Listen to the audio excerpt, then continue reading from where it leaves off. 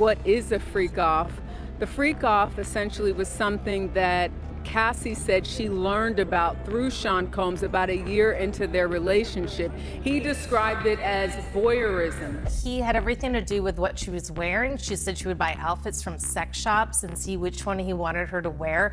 And then inside the actual hotel rooms, their apartments where the freak-offs took place, she said that Combs was in charge of lighting. It began with candles. It then moved to studio lighting. They might say she's lying, but that's going to be a little hard to do with that video. Diddy allegedly controlled every minute detail of these freak-offs, from the outfits Cassie wore, purchased from sex shops and carefully selected to meet his desires, to the precise lighting setup inside the hotel rooms or private apartments, where the events unfolded.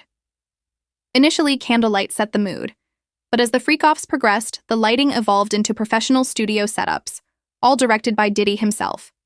The sessions could last from 36 to 72 hours, with the longest EA stretching up to 4 days, creating an atmosphere that was as theatrical as it was intimidating. Cassie's role changed over time, from a participant under strict direction to someone responsible for organizing and facilitating these parties, often recruiting escorts via Craigslist and coordinating their travel across cities like Miami, Ibiza, New York, Los Angeles, and Las Vegas. She testified that Diddy's business travel contacts helped with the logistics by disguising the true nature of these events as legitimate employment opportunities. The courtroom atmosphere grew tense as Cassie took the stand, visibly pregnant yet composed. Her entrance sparked a hush over the room as she walked past Diddy, a man she hadn't faced in over 6 years and who she accused of sustained physical and psychological abuse. The energy was electric, with Diddy noticeably uneasy, avoiding eye contact, fidgeting, and passing notes at the defense table.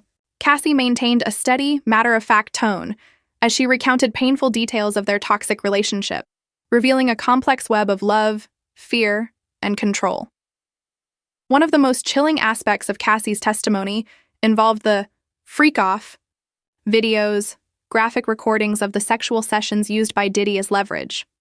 She testified that he threatened to release these videos if she didn't comply with his demands, a tactic meant to instill fear and maintain control over her. Cassie described feeling trapped in a vicious cycle of coercion, where her participation was motivated by terror rather than consent. She spoke candidly about her feelings of worthlessness and humiliation, describing the psychological abuse as equally devastating as the physical violence she endured. Despite the trauma, Cassie's calm and composed demeanor while testifying demonstrated her strength and resolve. The legal complexities of the case deepened with discussions surrounding consent and coercion. Cassie admitted that she never explicitly told Diddy stop during these sessions, but also never gave clear permission to proceed. This ambiguous dynamic has left the jury grappling with the challenging task of determining whether her participation was voluntary or forced. The defense argued that the case centered on a messy relationship filled with love, money, and infidelity, rather than criminal activity. Conversely, prosecutors presented evidence and witness accounts alleging physical assaults, forced drug use, and coerced sexual acts as part of an alleged trafficking enterprise. A particularly damning piece of evidence is the 2016 hotel assault video that went viral last year. The footage shows Diddy chasing Cassie down a hotel hallway before forcibly pulling her to the ground and kicking her repeatedly. This brutal attack was a turning point in the trial, underscoring the physical abuse Cassie endured. While Diddy's legal team conceded the abuse occurred, they framed it as a domestic dispute rather than evidence of a trafficking conspiracy. The trial also cast light on the tragic story of Kim Porter, Diddy's longtime partner and mother to 4 of his children, who died under mysterious circumstances in 2018. Cassie revealed that her relationship with Diddy overlapped with his relationship with Kim, exposing the complicated family dynamics. Allegations and suspicions have circulated about Kim's death, with some questioning whether foul play was involved. However, no definitive evidence has emerged, and the matter remains a painful backdrop to the trial. Drug use was another significant topic explored in court. Cassie testified about her own drug use during freak-offs, including ecstasy, GHB, ketamine, cocaine, and marijuana, often at Diddy's behest.